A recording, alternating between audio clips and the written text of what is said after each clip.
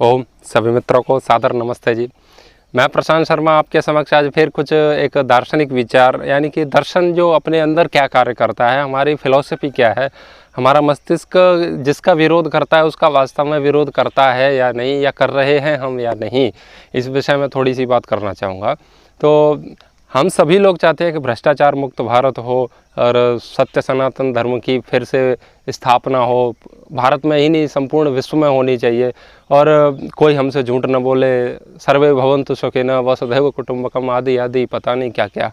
तो हम अन्याय का विरोध करते, हम चाहते हैं कि न्याय की स्थापना फिर से इस विश्व में होनी चाहिए। तो वास्तव में हमने कभी सोचा है कि इतने लोग चाह रहे हैं, करोड़ों लोग ये चीज़ चाह रहे हैं कि भ्रष्टाचार मुक्त भारत होना चाहिए, तो फिर ये भ्रष्टाचार क्यों नहीं मिट रहा या समाज में परिवर्तन क्यों नहीं आ रहा है? तो इसके पीछे का वास्तविक कारण क्या है कि हम जो किसी चीज़ का विरोध करते हैं ना, उसके एक स्तर होते हैं।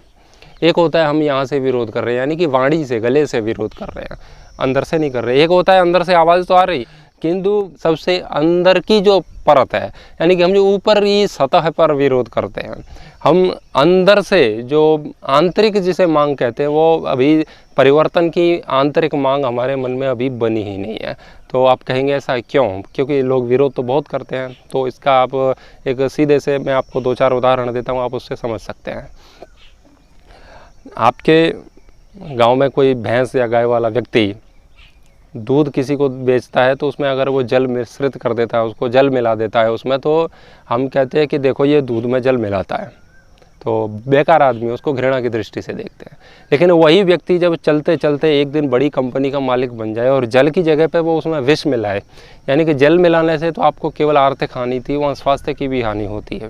तो लेकिन जब कोई बड़ी कंपनी का मालिक हो जाए, करोड़ों का वो मालिक हो जाता है ना, तो हम उसको कितने आदर के भाव से देखते हैं। हम कहते हैं कि देखो ये इस कंपनी का मालिक है। जब वो आपसे कभी मिलने आए, उसका मेल आपके पास आ जाए कि आप आइए हमारे यहाँ और हम आपको सम्मानित करना चाहते हैं, आप किसान हैं, आप हमें दूध देते हैं, तो आप ये कहोगे कि नहीं ये कंपनी तो मिलावट करती है, इसके पास नहीं जाना। आप भाग के जाओगे, क्योंकि आप बड़े बड़े समाचार पत्रों में छापे जाओगे, बहुत सारे लोग देखेंगे। तो आप उसको गलत काम मान रहे हैं, आप तो आदर उसका कर रहे हैं। यानी कि आप छोटे स्तर पर विरोध करते हैं किसी भी बात का, बड़े स्तर पर नहीं करते। आप भी चाहते हैं कि काश मैं इस कंपनी का मालिक होता, वो आपको आधे का साझेदार कर ले, तो आप उसके तैयार हो जाओगे आधे के साझेदार होने को। तो आप ही उसको स्वीकार कर रहे हैं, आप उसको आदर दे रहे हैं, तो वास्तव में आप विरोध कर कहाँ रहे हैं? फिर विरोध इसीलिए कर रहे हो क्योंकि वो व्यक्ति पहले छोटे स्तर पर गलत करता था।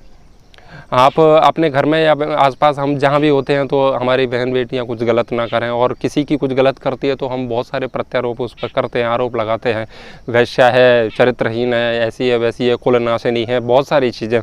लेकिन वही जब आपसे त्रस्त होकर के या अपनी इच्छा के अनुसार, अपनी अपेक्षाओं के अनुसार वो जब बॉलीवुड में चली जाए या बहुत बड़े जाकर के बड़े स्तर पर वो अपना अंग प्रदर्शन करे, नाचे गाए, जो भी कुछ करे, और बॉलीवुड में जाके एक वैश्या बन जाए, तो उसी को आप पैसे दे करके देखने जाते हैं सिनेमा हॉल में, और सीटियाँ बजाते हैं और बहुत गुणगान करते हैं। और आप कभी आप सोचते भी ऐसा है कि काश इससे कभी मिलना हो जाए।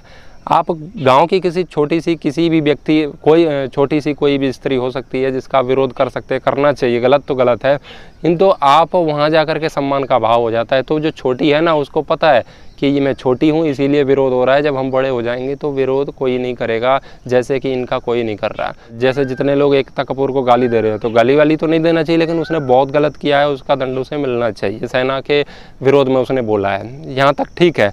और मैं तो कह रहा हूँ उसको बोलना नहीं, जब किसी के सामने आए तो उसके कान के नीचे भी एक लगा दो, तो कोई ज़्यादा बड़ी बात नहीं है, होना चाहिए। किंतु वास्तव में जब वो आपके सामने आ जाए, तुम उसके सामने अच्छे से सेल्फियाँ लेंगे और अपनी फेसबुक पे डालेंगे या कहीं भी लोगों को दिखाएंगे, देखो मैं एकता कपूर के साथ, है ना। ये अंदर की बात है। सोचिए, विचार करिए, आपको लग सकता है कि आपने कैसे सोच लिया। अधिकांश लोग ऐसे होते हैं, 100% लोग तो किसी भी प्रकार के कहीं नहीं पाए जाते। अधिकांश लोग ऐसे होते हैं जो ऐसा सोचते हैं, उनकी आंतरिक मांग यही रहती है। एक व्यक्ति हैं, मैं उनको जानता हूँ, वो कांग्रेस के विधायक के बहुत बड़े आलोचक थे, हमारे गांव के ही हैं। तो एक दिन वही विधायक जिनकी वो आलोचना करते थे, वो गांव में आ गए। तो गांव में आते ही तो वो भीड़ में खड़े थे उनका विरोध करने के लिए। तो जैसे ही वो आए, उन्होंने उस विधायक ने उनका हाथ पकड़ लिया, हाथ मिला लिया और बोला, और कैसे हो, आपको जब कभी आवश्यकता हो तो आप मेरे पास आ सकते हो, मेरे बंगले पर। बस इतना कहा और वो व्यक्ति कांग्रेस ही हो गया 5 मिनट में ही। 5 मिनट भी नहीं लगी, 1 मिनट में। तो कहाँ गया वो विरोध, कहाँ गई वो आग? वो सब नकली था। यानी कि हम उस स्तर पर नहीं पहुँचे, इसीलिए हम उसका विरोध कर रहे हैं। वास्तव में जितने लोग अमीरों का लोग विरोध करते हैं ना, गरीब लोग, तो उसमें कुछ तो ऐसे होते हैं कि जो न्याय के लिए विरोध करते हैं, जो गलत का विरोध वास्तव में करते हैं। कुछ ऐसे इसीलिए करते हैं क्योंकि वो आज उस स्तर पर नहीं है, वो एक जलन होती है।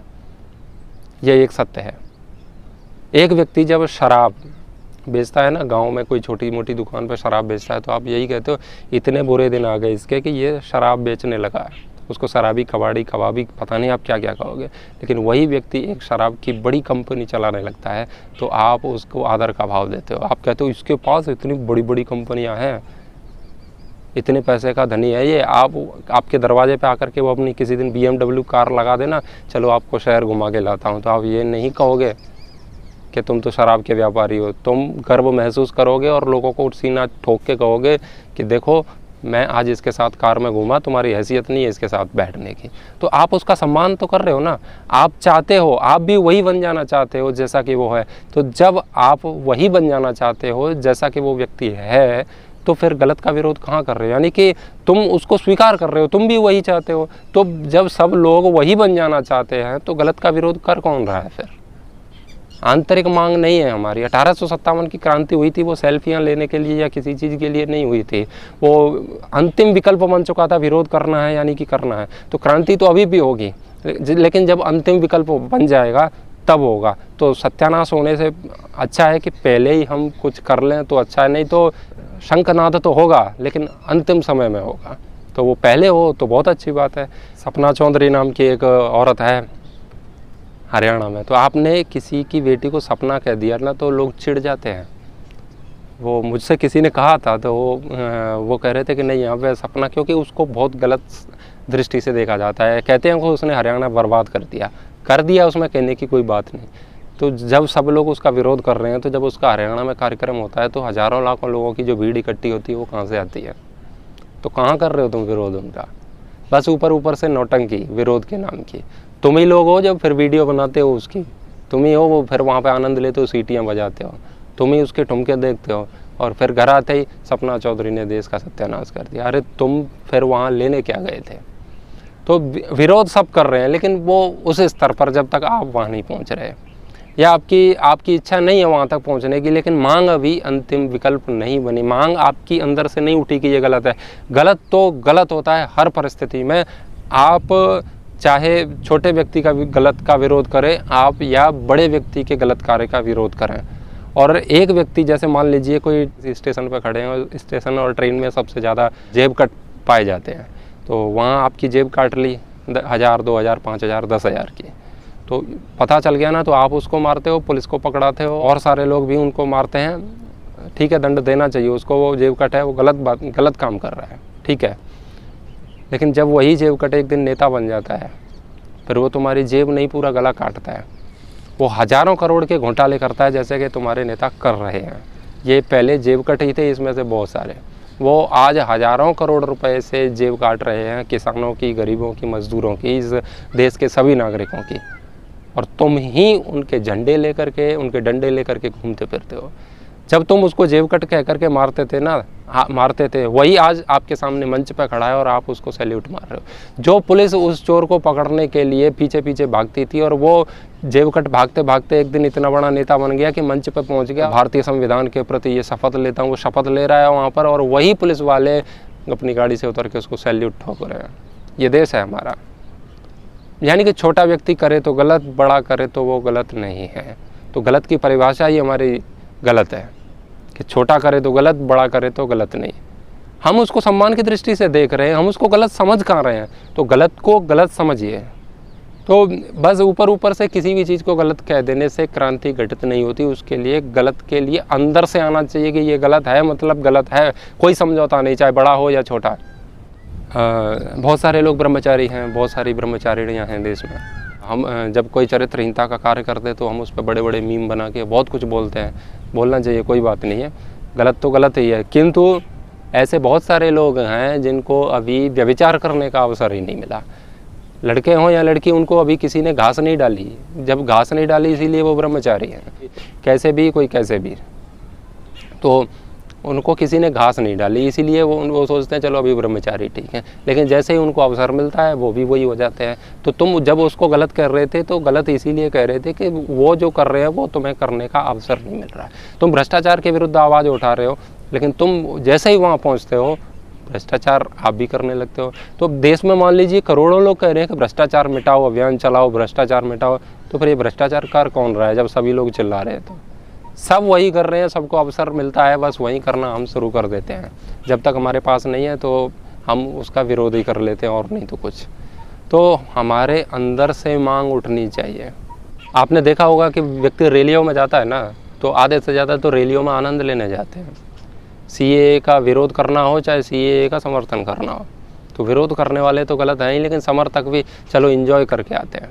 तो ऐसे लोगों की मांगें कभी पूरी होंगी? मीडिया वाले उनको आकर के पूछते हैं आपकी मांग क्या है, तो कुछ तो ऐसे तो बहुत सारे लोग होते हैं नेताओं की रैलियों में भी या किसानों की रैलियों में भी, उनको उनका एक नेता ले जाता है और फिर उनसे पूछा जाता है मीडिया वाले के द्वारा, जब उनको प्रेस के द्वारा पूछा जाता है कि आपकी मांग क्या है, तो वो कहता है मुझे नहीं पता हमारी मांग क्या है, हम तो ये नेताजी 100 रुपया दे करके लाए तो हम तो चले आए, हमें क्या करना है, हमें तो दूसरी रैली में जाना है, इसके बाद 100 रुपया वहाँ से मिलेगा।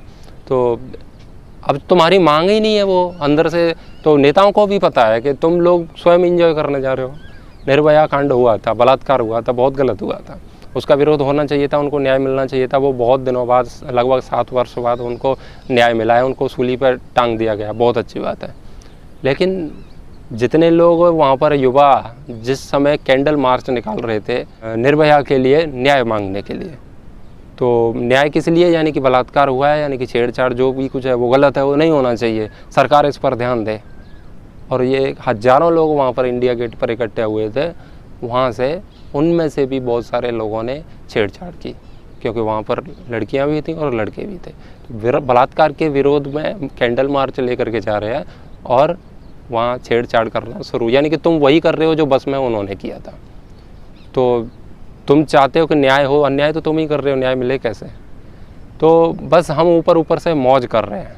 1857 की क्रांति थी, वो मौज की नहीं थी, वो एंजॉय की नहीं थी, करो या मरो का नारा था वो। इसीलिए अंग्रेज़ों की पतलून गीली हो गई थी 1857 में। तो जिस दिन अंदर से बदलाव की भावना आएगी कि नहीं ये सच में बदलना चाहिए, ये गलत है, तो बस गलत है। नहीं तो कोई भी नेताजी आ जाते हैं तुम्हारे पास, वो तुम्हारे तुमसे हाथ मिला लें, तुम तो खुद सारे पाप भूल जाते हो। ज्योतिरादित्य सिंधिया बहुत पहले बहुत गद्दार थे, अभी भी रहेंगे। अगर वो थे तब तो अभी भी रहेंगे, और अब नहीं है तो तब भी नहीं है। सोचिए आप कि वो क्या थे। हमारे यहाँ बहुत सारे लोग कहते थे सिंधिया गद्दार है, सिंधिया गद्दार है, लेकिन अब तो वो भाजपा में आ गए, तो पवित्र गंगा तीर में वो नाली है, तो अब तो वो हो ही गए जो होना था। लेकिन अब तो वो पवित्र हो ही गए आप लोगों की दृष्टि में।